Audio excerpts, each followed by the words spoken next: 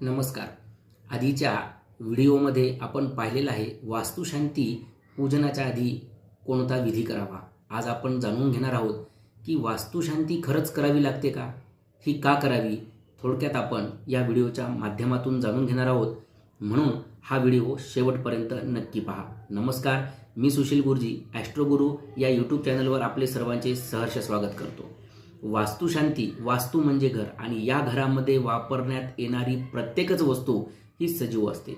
उदाहरणार्थ आपण जे दार, मुख्य दार आपल्या घरासाठी बनवतो, ते दार एका लाकडापासून तयार होते आणि ते लाकूड एका झाडापासून तयार होते.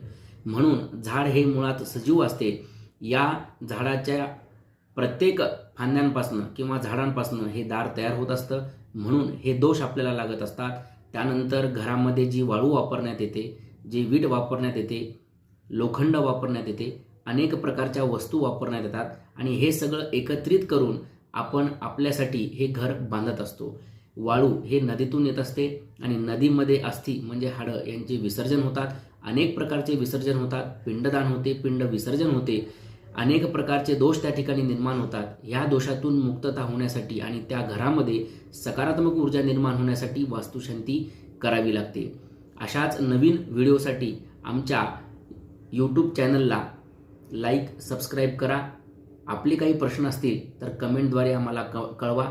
धन्यवाद.